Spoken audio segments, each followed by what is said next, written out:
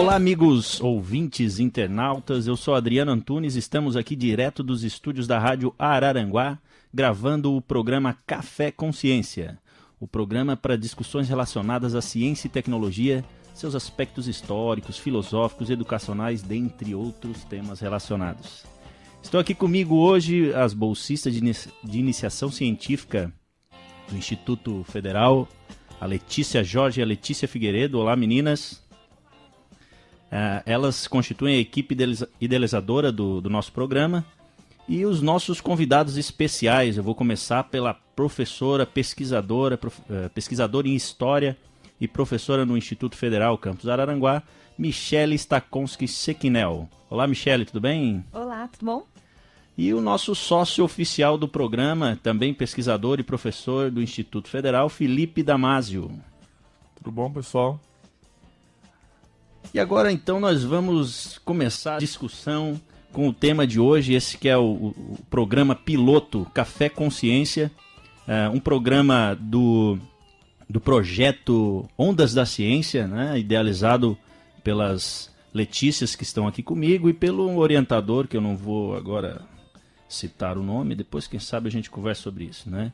Com a iminência do fim do mundo, segundo as mais diversas teorias e especulações de toda a sorte, o tema do programa piloto não poderia ser diferente, né? O que é aceito na comunidade científica e o que é mito sobre o tal apocalipse que, segundo algumas pessoas, tem até data marcada e é para o dia 21 de dezembro, próxima sexta-feira. O que você acha, professora Michele? Afinal de contas, aliás, essa data vem de interpretações feitas sobre escrituras dos maias, que é uma civilização pré-colombiana da América Central. Eu queria começar agora com a professora Michele. Afinal de contas, professora, como é que funciona o calendário maia e o que leva as pessoas a estimarem o fim do mundo para o dia 21? Bom, o que leva é um erro histórico, né? Porque, em primeiro lugar, esse calendário nem é um calendário maia, é de uma civilização olmeca, que é uma civilização também que foi assimilada pelos maias, mas esse calendário é um dos calendários que a civilização maia e os olmecas tinham para a contagem do tempo. Existiam vários tipos de calendários, e esse, no qual as pessoas acreditam que o dia 21 é o último dia do calendário, 21 de dezembro de 2012, é um calendário chamado calendário de longa duração. E ele funcionava da seguinte maneira. Para os maias, haviam várias formas de contar o tempo, né? Diversos calendários. Esse de longa duração, ele simbolizava um período que era maior do que 52 anos. Posso comentar como é que ele funcionava? Isso, a divisão? Isso, professora. Fique à vontade. Qualquer dúvida aqui, a gente... né? Felipe, o microfone está aberto. Se não quiser, pode parar, pode fechar o Facebook e, de repente, fazer uma participação mais ativa no programa. Dados físicos, né? Bom, o tempo para os maias era um tempo cíclico. E ele era dividido em períodos. Esse calendário de longa duração, ele tinha vários períodos. Em primeiro, eles dividiam o tempo em 20 dias, que era um uinal. 18 uinais equivaliam a 360 dias. O uinal, quase... então, é o equivalente a um mês, mais ou menos? É mais ou menos um mês. Assim como 18 era quase equivalente a um ano do nosso calendário gregoriano. Um ano do nosso calendário. Exatamente. E esses 18 uinais, que seriam quase um ano do nosso calendário gregoriano, equivaliam ao que eles chamavam de um tum. Um tum é quase um ano, então. Quase um ano. Vai dar um erro aí. Tum. Vai dar um erro aí de 5 dias aí, 4 a 5 dias aí aliás, mais de 5 dias aí por ano, né? Exatamente. 20 tuns eram catum. E 20 catuns equivaliam mais ou menos a 144 mil dias, um bactum. E aí que começa o erro de cálculo do calendário maia. Porque o calendário que constantemente é chamado de calendário maia é um calendário olmeca com 13 bactuns, ou seja, com 13 ciclos de 144 mil dias. E, por uma convenção histórica, acreditou-se que o dia 23 de dezembro de 2012 equivaleria ao último dia do 13º Bactum para esse calendário. Ou seja, então, o não fim é nem do dia mundo 21. Não é nem dia 21. Seria no dia 23 de dezembro. Se não acabar no dia 21, ainda vai ter uma expectativa para o dia 23 e assim vai, né? Tem 2 chances. Bom, e outra questão, né, de erro histórico é que esse 13º Bactum se localiza em apenas alguns calendários maias. Há outros calendários com mais Bactums, ou seja, com mais eras. Cada 144 mil dias equivalia a uma era histórica para os maias, né? E haviam calendários que foram descobertos por arqueólogos e historiadores com mais de 13 Bactums. O último... Para quem quiser profetizar o fim do mundo, então o calendário é o que não falta, né? Não falta, tem muitos. O último, inclusive, que foi encontrado, tinha 17 Bactums. Ou seja, daqui mais de 7.000 anos nós teremos um outro fim de mundo. E essa sistemática é só um dos calendários que os maias usam, né? Porque com esse erro aí, todo ano aí, 5 dias... Complicado. Para plantar, para tudo. Então eles tinham um calendário para tudo, né? Na realidade, tudo. esse é um calendário religioso, né? Exatamente. Esse é um calendário religioso. Existiam diversos tipos de contagens de tempo. E esse calendário só foi utilizado por um período da civilização maia, que é considerado o período clássico da civilização maia. Após isso, outros calendários entraram em voga e passaram a ser utilizados no cotidiano. Tanto é que hoje, os descendentes dos maias, daquela região da América, não tem mais esse tipo de contagem do tempo cíclica, mas uma contagem linear, que não é igual à nossa, não é igual à do calendário gregoriano, mas também não é do que a gente chama de calendário maia, dos 13 Bactums. Quem disse que o mundo vai acabar não foi os maias, foi a imprensa, então. Exatamente. Inclusive, os maias nunca acreditavam em final de mundo, né? Eles nem profetizaram nada com relação a final de mundo, a fim de mundo, fim de tempo.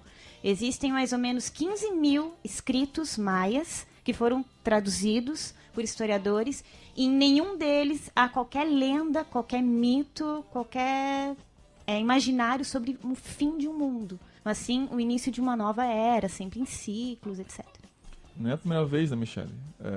Tem várias previsões sobre o fim do mundo que se repetem, né? Na história isso é um imaginário interessante. É uma curiosidade aqui, a gente ouviu falar de outras situações em que se previu apocalipses e mudanças drásticas e tal, então uma das questões é essa, né? Isso não é coisa dos tempos modernos, né? Em outros momentos históricos, as atenções já se voltaram para o fim do mundo. É um prato cheio para profetas, pseudo-profetas. Exatamente. Mas isso aí, quando você falou da imprensa, eu fiquei pensando, o que a imprensa faz é divulgar as coisas que estão correndo por aí. Na realidade, a imprensa não cria esses fatos, né? São essas pessoas. Né? Essas pessoas criam os fatos, e aí se a gente vê que dá quórum, né? Que dá para rolar uma vibe, né? Hoje então, essa onda, ela começou na década de 70, místicos de todo mundo. Nostradamus né? acabou com o mundo quantas vezes já?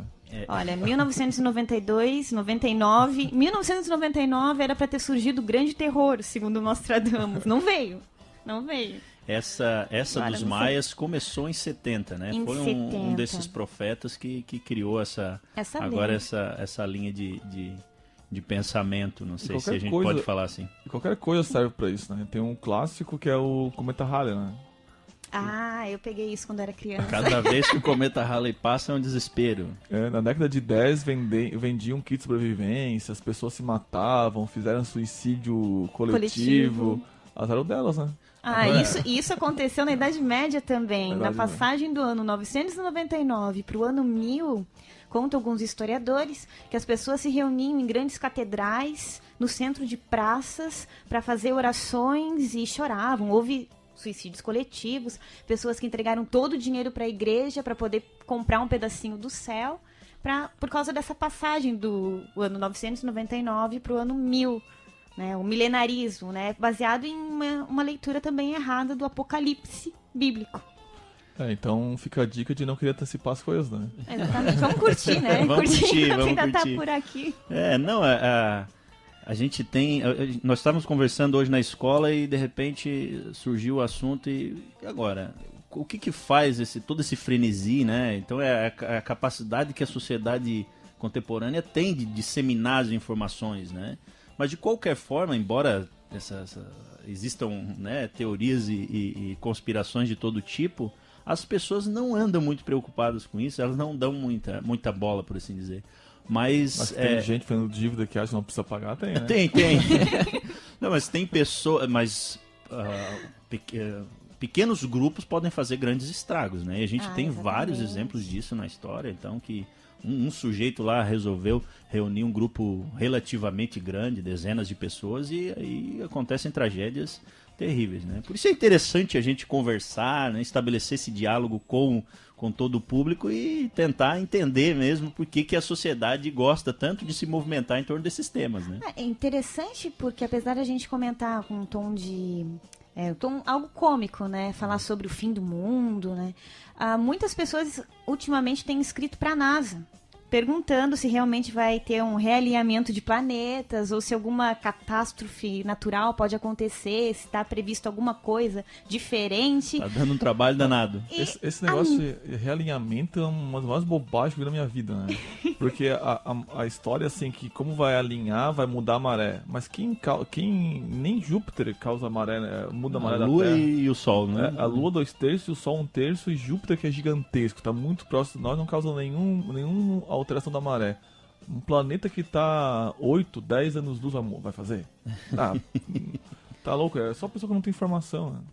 Mas tanto é que há pessoas que pensam isso, que a NASA fez um comentário, né? Fez uma menção oficial, dizendo que não, gente, não vai acontecer nada. Só Lua, 2/3 e Sol. Mas ninguém tem possibilidade de mudar as marés na Terra. Professor Felipe, então vamos ver o seguinte, já que nós estamos aí falando em questões astronômicas, será que o Apocalipse ele é uma realidade, é uma ficção? Apocalipse não é uma questão de se vai acontecer, é questão de quando vai acontecer. Eu garanto pra ti que a Terra vai acabar, a Terra vai explodir. Só que não precisa se preocupar, daqui a 5 bilhões de anos. Eu falei 5 bilhões, não 5 milhões. Ah, tá. Eu já tava ficando preocupado com 5 milhões, né? Então, por que é isso? Resumindo assim, o que acontece? O universo como um todo, conhecido por nós, tem cerca de 200 bilhões de galáxias. Cada galáxia tem 200 bilhões de estrelas. Então nós somos uma em 200 bilhões de galáxias. Nós somos uma em 200 bilhões de estrelas em cada uma dessas galáxias. Então nós não somos nada em lugar nenhum. Então, e o que acontece? A gente orbita uma estrela comum. Então, o que acontece é que as pessoas acham que estrela tem 5 pontas. Não, estrela é igual ao Sol. Por que a gente vê ela pequenininha? Porque ela está muito longe. Se a gente chegar perto de uma estrela, ela vai te queimar todo. Então fica a dica também, né, Michelle? Não chegar perto das estrelas, senão vai torrar. É o que a gente faz todos os dias, né? Mais ou menos. Você tem que passar filtro solar. Então, o que acontece com a nossa estrela? Nós temos um Sol, que é uma estrela comum, normal, igual a tantas outras na periferia da galáxia. Só que as estrelas têm ciclos de vida. O nosso Sol, isso depende da massa e do tamanho. O nosso Sol dura cerca de... A estrela que é o nosso Sol, essa classe de estrelas especiais, dura cerca de 10 bilhões de anos. Daqui a pouco a gente vai falar da escala de tempo, mas é muito tempo. 10 bilhões de anos é muito tempo. E já se passou cerca de 5 bilhões de anos. Então ela tá bem na meia-vida dela. Já tá na meia-idade, então. Meia-idade. Tá numa crise de meia-idade. Tá numa crise de meia-idade. Mas ela fica estressada no final da... O Sol tem uns estresses grandes, que começa a ter tempestade solar. Ele tem umas crises. E daí uma das teorias que tem se propagado que o Sol é mulher, não. Uma das teorias que tem se propagado é que o Sol tem ciclos de atividade, né? E tem suas máximas, aproximadamente de 11 em 11 anos o Sol atinge pontos máximos de atividade, né? E um dessas máximas tá aí, tá acontecendo, né? Nós estamos aqui para... O Sol é uma estrela em plena atividade. Como é que é uma estrela, assim? Para entender o que é uma estrela. Estrela, na verdade, é uma bola de gás quente. Só que ela tá fervendo. Só que ela não tá fervendo com calor que a gente consegue fazer na Terra. Ela tá, que é combustão, né? O professor de química pode explicar melhor aqui, né, Adriano? Com certeza. Então, como é que da onde vem a energia do Sol? Vem um negócio chamado fusão termonuclear. O que acontece? Normalmente a estrela é uma bola de hidrogênio. 90% da matéria do universo é hidrogênio, que é o primeiro átomo da camada da tabela periódica. Tem um próton. Estrutura mais simples, né? E o que o Sol faz? Tem tanta pressão nele, tanta pressão, a temperatura é tão grande que ele transforma, o processo é um pouquinho complicado, mas resumindo, transforma 4 átomos de hidrogênio em 1 de hélio. E faz isso durante grande parte da vida dele. Quando a região responsável por isso começa a acabar o hidrogênio, ele começa a fundir os elementos mais pesados e começa a liberar muita energia, mas muita energia. Tanta energia que o Sol começa a expandir, se expandir, se expandir, se expandir. Ele vai se expandir tanto que vai passar da Terra. Então a Terra vai ser engolida pelo Sol. Então quando isso acontecer, é melhor não estar aqui, né? Não. Acabou com a minha imagem poética de estrela, né? Não, a estrela não é essa Não coisa é tão linda, bonitinho, né? não. Mas muito Que brilha. mas isso é muito pelo contrário. Conhecer estrela é muito mais bonito do que ter a imagem poética. A ciência é a poesia da vida real. Conhecer como como a estrela é, conhecer como ela funciona, saber que ela não tem 5 pontos, saber como ela funciona, isso é muito mais bonito do que ficar viajando, que ela tem 5 pontos. Então a ciência é a poesia da vida real. Então, como é muito mais poético, né? Muito mais bonito isso. Então, Menos subjetivo só. então, daí como a estrela ela tá em plena atividade, ela tem picos de emitir essas radiações a cada 11 anos. E daí essas tempestades solares vagam até a Terra e são captadas pela Terra pelos polos magnéticos. Só que qual é o problema? Ela tem carga essa tempestade solar. E nós somos muito dependentes da nossa comunicação. Então imagine só por um instante que a gente não tenha internet. Tenta pensar um dia sem internet. É um caos. Agora, isso pode causar uma pane completa, né, em sistema de informação. Então, tu não conseguia tu não consegue ligar pra tua filha em Sombrio. Imagina. Tu não ia conseguir ligar a televisão e saber as notícias. Então ia causar um caos completo. Não só isso. E-mails. Não só isso. Todo o nosso sistema, daí a professora de história pode falar melhor, todo o nosso sistema social é baseado hoje em informação. Então, imagina, por exemplo, que pra mim ia ser bom, porque as minhas dívidas são todas apagadas.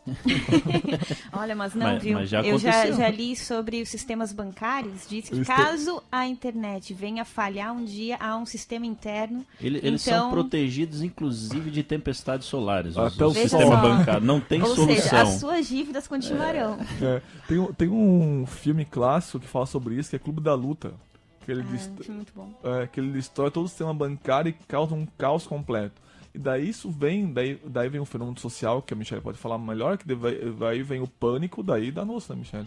Ah, sim. Já houve outros momentos que alguns satélites e sistemas de comunicação foram danificados por as tempestades solares, né? As pessoas são induzidas a pensar que isso aumenta a temperatura, que queima os satélites, e na realidade não é isso, não é uma tempestade eletromagnética. Nós somos protegidos, por assim dizer, pela Terra, pelo campo gravitacional da Terra que desvia magnético. isso.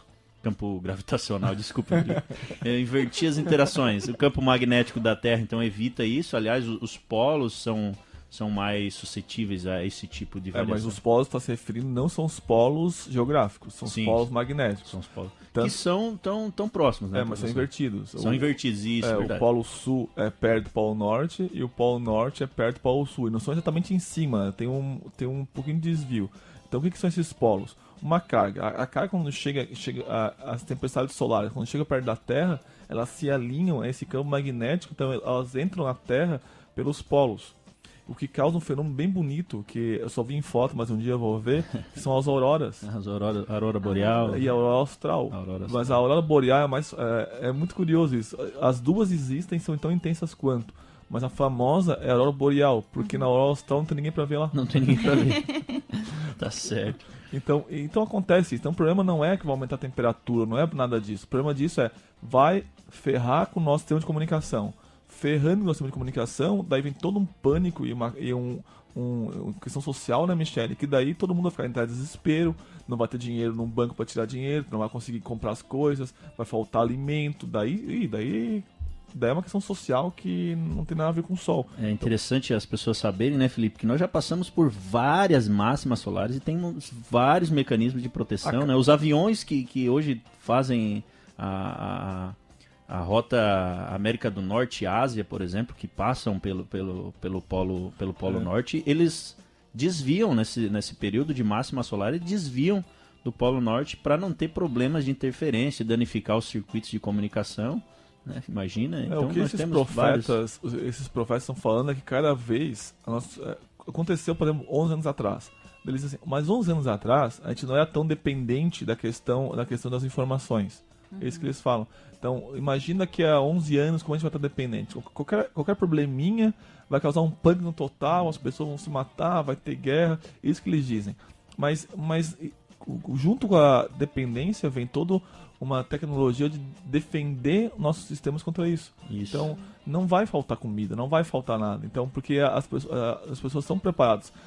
A tecnologia está avançando de tal forma a se proteger disso.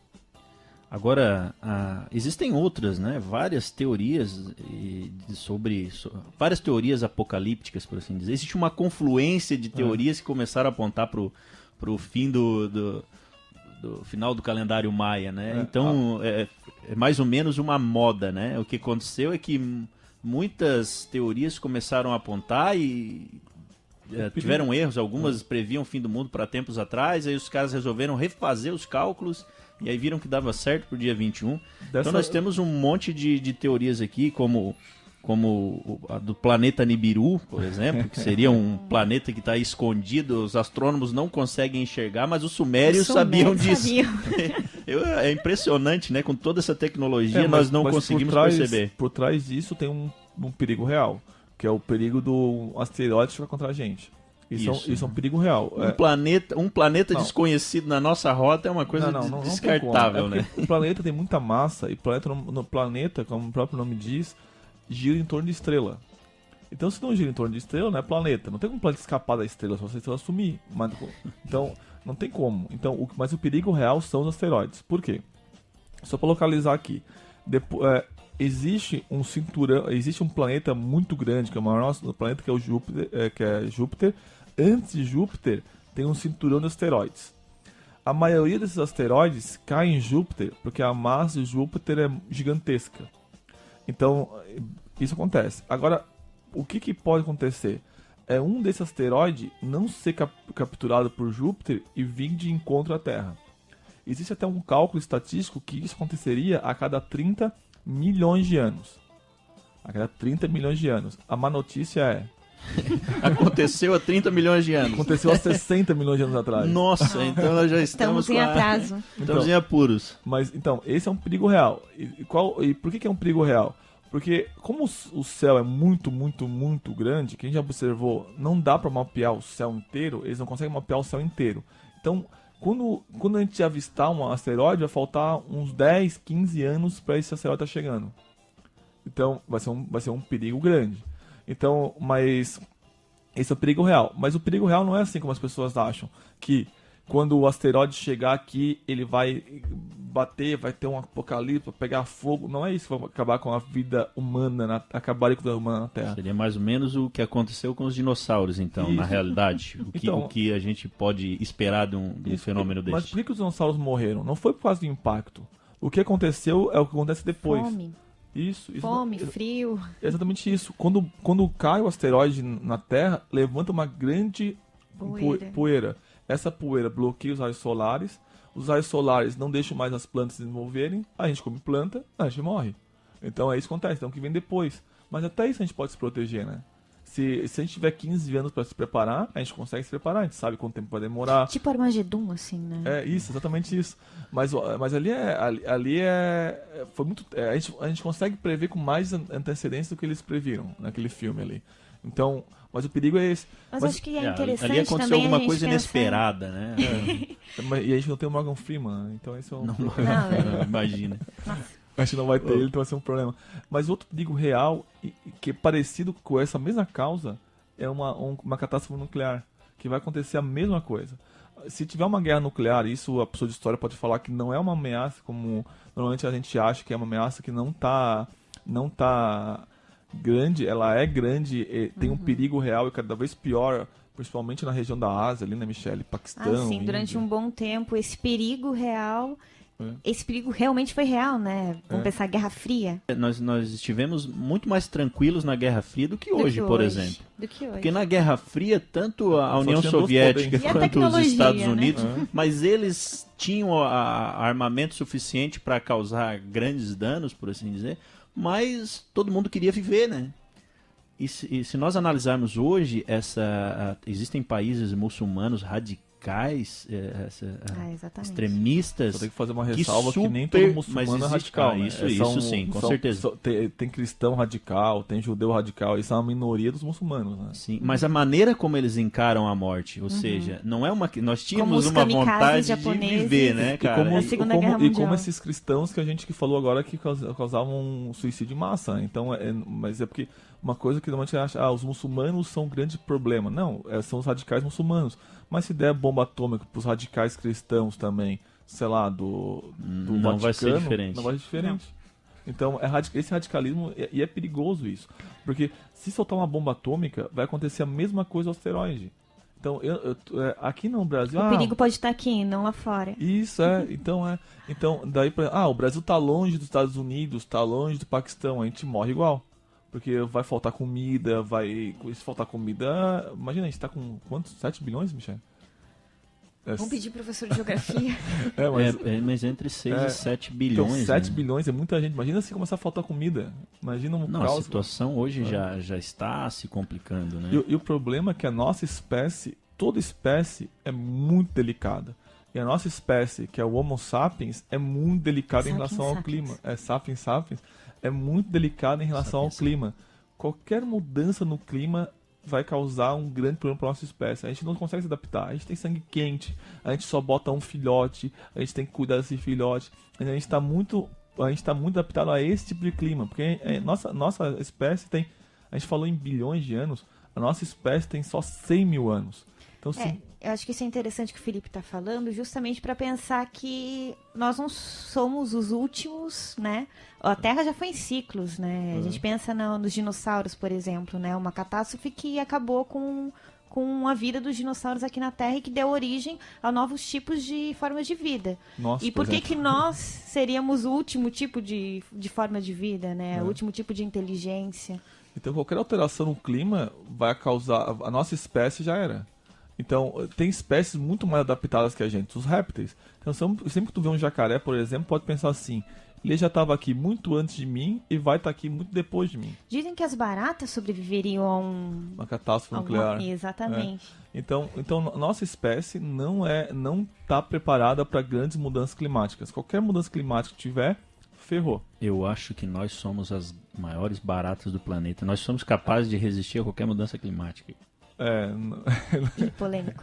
Bom, é porque em algum momento nós evoluímos biologicamente para nos adaptar. Hoje nós evoluímos através da tecnologia, né? Existem inclusive algumas previsões de que daqui a algum tempo nós vamos conseguir transferir a nossa consciência para a máquina. Né? O que você acha disso? Mas uma saída seria essa. Seria o Homo sapiens mudar para outra espécie.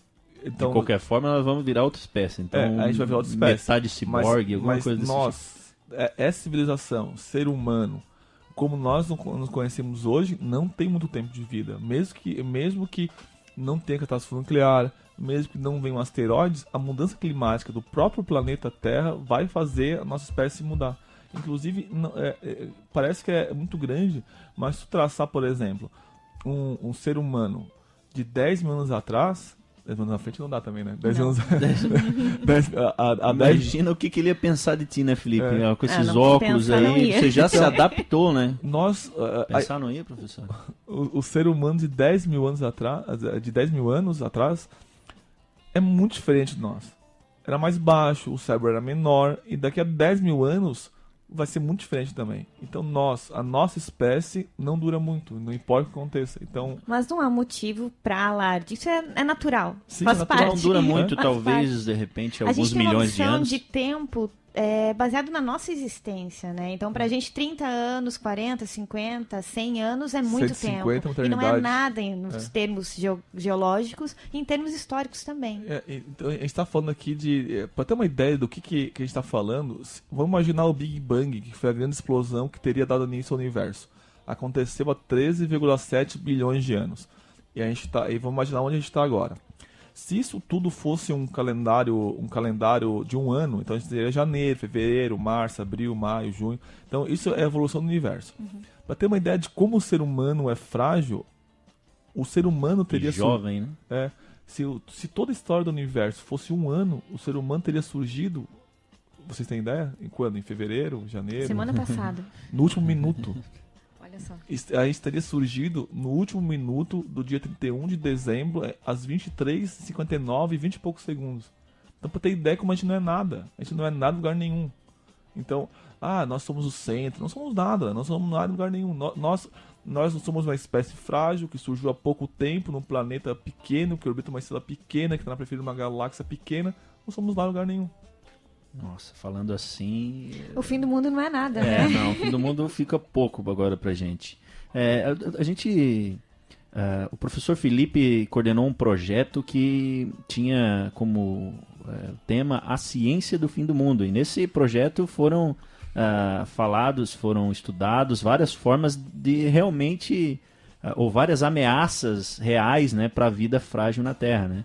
Uma é o clima, que nós já comentamos aqui. A principal delas. Mas muitas das outras possibilidades também estão interligadas ao clima, né? O que vai acontecer se um asteroide cair? Por exemplo, vai mudar radicalmente o clima na Terra, né? E é importante falar, Adriano, que apesar do que se diz na imprensa, a mudança climática não são causadas pelo ser humano. Elas são cíclicas. A Terra é cíclica. Então... o efeito estufa é ruim. Não, o efeito estufa é bom. Se não fosse efeito estufa, nem tinha vida na Terra. Então, o homem não é uma praga, né, da sim. Terra. Faz parte da natureza como todo o restante, né? Será, professor? Eu acho. Eu acredito que essas teorias de que o homem acaba com a natureza são teorias tão catastróficas e tão de conspiração quanto essas teorias de fim de mundo. Há, sim, a modificação do homem na natureza, mas se houvessem outros no lugar de nós, hoje, outras espécies evoluídas também iam modificar. Nós somos capazes de nos adaptar. Mas essa a tão proclamada influência do ser humano por meio de... principalmente eles focam bastante, a imprensa internacional principalmente, nos combustíveis fósseis. E não falam de outras formas de poluição. Por que isso? Por que tem tão proclamado? Isso começou tudo com um sujeito chamado Al Gore, que foi vice-presidente dos Estados Unidos e está a serviço das grandes multinacionais americanas. Uma verdade inconveniente. Por que ele disse? Que o grande problema é o combustível fóssil. Só que a gente tem que ver o que ele está de interesse por trás disso. O que está de interesse por trás disso ele é um representante, ele está a serviço de grandes multinacionais. Qual é o problema disso? Como o eixo mundial, esse professor de história pode falar melhor, está mudando, está saindo dos Estados Unidos da Europa, está vindo para país, daqui a 5 anos, o único país hoje dito desenvolvido, que daqui a alguns anos, dos 5 maiores, o único que vai estar entre os 5 maiores ainda vai ser os Estados Unidos. Porque vai tá Brasil, Índia, China, Rússia e África do Sul, né? África do Sul. Então, o único país rico de hoje que vai estar ainda é os Estados Unidos. Então, o que acontece? Tem pouco combustível fóssil no mundo. Tem pouco petróleo no mundo. Então, se todos esses países quiserem usar esse combustível fóssil, não vai ter para todo mundo. Não vai ter para os Estados Unidos e não vai ter para países ricos. O que é mais fácil, então? Convencer os outros a não usarem. Como é que eles vão convencer os outros a usar? Dizer que é ruim. É tão cômico isso, é tão irônico, que o país que tenta convencer o mundo a não usar combustível fóssil é o que mais usa. Né? Que faz mais guerras em busca disso, né? Então, é engraçado isso. Então tem que chamar atenção. Nós não somos uma praga na natureza. Nós não somos uma praga no planeta Terra. Nós fazemos parte dele. E o planeta Terra vai mudar o clima, quer nós estejamos aqui ou não. Para ter uma ideia, por exemplo, o que os grandes alarmistas ecológicos falam, que, por exemplo, não pode explorar a Amazônia. Não pode explorar, porque a Amazônia vai acabar. A Amazônia não tá ali regulando o clima. A Amazônia está ali por causa do clima. Vamos imaginar que um presidente brasileiro resolva explorar toda a Amazônia economicamente, destrói toda a Amazônia. O que vai acontecer 20 anos depois por causa das chuvas? Vai estar tudo de novo no lugar. a Amazônia vai ser reconstruída toda de novo. Há quem diga que não vai mais chover aqui, cara. Não, A nossa chuva aqui no sul é toda da transpiração da floresta. Mas isso, se tu olhar o mapa, o mapa mundi, qualquer globo, tu vai ver que não tem sentido isso. A maioria do planeta é oceano. Quem regula o clima do planeta são os oceanos. São os oceanos. Então o que a gente faz aqui não vai mudar muito o clima. Então a Amazônia estaria ali de novo depois de 20 anos. Porque a Amazônia existe por causa da chuva. E não a chuva existe por causa da Amazônia. Então, essa coisa que nós mudamos o clima tal, isso não é verdade. Mas a gente tem que se preocupar. A gente muda microclimas, né? Tipo, a cidade de São Paulo é um inferno por causa da gente, mas é muito local. Tô falando, pensando em globalmente, né? Sim. Agora, a gente tem que se preocupar com a mudança climática, sim. Mas a mudança climática que acontece. Então a gente tem que saber, por exemplo, se a gente está aumentando o clima, por exemplo, daqui a 100 anos vai aumentar 10 graus. Isso é preocupante. Vai aumentar vai derreter as geleiras. Isso é preocupante. Mas a gente tem que ter claro que não é porque a gente usa combustível fóssil. Por exemplo, uma grande falácia que acontece é a questão do carro elétrico. Tu vê a indústria automobilística falando, carro elétrico é limpo. Como é que vai gerar energia? Pois é. Bom, no nosso caso aqui, nem se fala, né? Os processos de geração de energia joga metais, hoje eu estava dando uma aula sobre isso, como o nosso processo de geração de energia joga metais pesados na nossa mesa, né? Com a nossa comida. Você pega o rio Araranguá, por exemplo, é dali que sai a água para irrigar as canchas de arroz. E daí tem alguns afluentes que trazem águas poluídas, uma sopa de metais pesados, por assim dizer, né? Dos rejeitos das minas. Isso está se referindo à termoelétrica, mas tem uma outra geração de energia elétrica tão ruim quanto que é a hidrelétrica. Porque a hidrelétrica, além de poluição ambiental, tem uma questão muito problemática, questão social. Que ela desaloja pessoas, não paga pessoas. A energia solar é muito cara e as placas têm metal pesado que depois vão para o ambiente.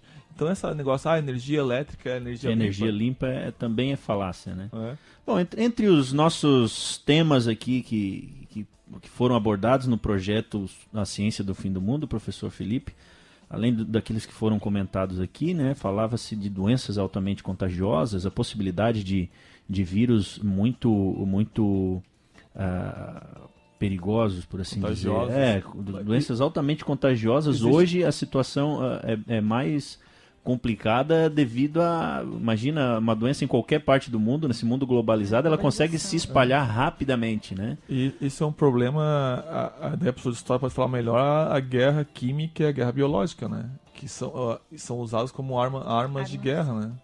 Então... Mas esses vírus que matam rápido também são considerados vírus, as doenças burras, né? Porque elas não conseguem se espalhar, porque elas matam muito rápido, eles não conseguem contagiar grandes grupos, né? Não, como se fosse a peste negra da Idade Média, né? A gripe, por exemplo, né? Ela não mata tanto, mas vírus como o ebola, por exemplo, o antrax, chegam a matar 90% das pessoas, né, atingidas. Esses não têm uma capacidade tão grande de se espalhar justamente por isso, que mata muito rápido. E justamente por isso que não chegaram aqui, né? Não chegaram aqui, né? Mas esses que são feitos em laboratórios, eles são feitos para aquilo que os cientistas querem que eles façam, né? Então, se eles querem uma precisão cirúrgica. Se eles querem que um vírus ou uma bactéria, sei lá, o caso do ebola é eu não me esqueci o que é ebola, mas se eles querem que diminua... É um vírus, né? Não, acho que é um... faltou um professor de biologia, né? Faltou né? Um professor. É um vibrião, acho. Eu não lembro. Mas vamos imaginar, então, se eles querem que acabe com uma população inteira muito rapidamente, eles conseguem fazer isso geneticamente. Então, pode ser que não existam esses vírus naturalmente, mas o perigo de uma guerra química, uma guerra biológica existe e tem armas, né? Por exemplo, uma questão que aconteceu há pouco tempo atrás foi o antrax. Não sei se você lembra que eles mandaram em envelopes, né? O antrax foi criado em laboratório para ser uma arma de guerra e tem muito disso guardado ainda da época da Guerra Fria. Não, é interessante que a primeira arma de guerra foi justamente com os nossos maias, né? Com os nossos pré-colombianos. É o vírus da gripe, sim, que essas pessoas nativas aqui da América não conheciam. E que muitos destes nativos aqui morreram por causa da gripe, trazida pelos espanhóis. É isso que explica como é que um pequeno grupo de espanhol conseguiu dominar uma população inteira. Uma população gigantesca, gigantesca. Com estratégias de guerra totalmente evoluídas, entre aspas. Né? Bom, além disso, tem se falado muito, por exemplo, em mudança de polos magnéticos, que é algo que acontece gradualmente. Dificilmente aconteceria uma mudança de polos tão rápida que nós não pudéssemos ver, né? Mudanças na precessão dos equinócios também podem causar mudanças climáticas. O maior perigo disso é mudar teu signo, né? O meu signo já mudou. Eu nasci, cresci libriano e agora descobri que o sol estava em virgem quando eu nasci. Então, isso é uma má notícia para a maioria das pessoas. Eu fiquei numa situação muito difícil. Eu sempre pensei que fosse libriano. Usei o programa do... Tu viu Nelson Rubens, Estelário. Né? Nelson Rubens, tu assistia, sempre só escutava eu pensava que era Libra. E agora descobri que sou virgem, tem que recomeçar tudo, remar tudo novamente. Mas né? sabe qual é o problema, Adriano? A maioria das pessoas... Vou mudar minha personalidade. A maioria das pessoas, ela é um signo na frente. Então, esse foi o programa Café com Ciência. Nosso programa vai ficando por aqui. Nós voltamos em 2013, se o mundo não acabar, né? Você pode acessar o nosso programa no YouTube, é só procurar pelo canal do projeto, no canal Ondas da Ciência, né? Anote aí, Ondas da Ciência, ou na nossa fanpage no Facebook, também Ondas da Ciência, é o projeto. Você encontra os vídeos do programa Café com Ciência, por enquanto só tem um, né? Então acesse no YouTube ou no Facebook e deixe seu comentário, protesto ou uma pergunta sobre os temas tratados, né? E nós aqui, os professores participantes, os colegas, teremos o maior prazer em responder. Um abraço a todos e até a próxima.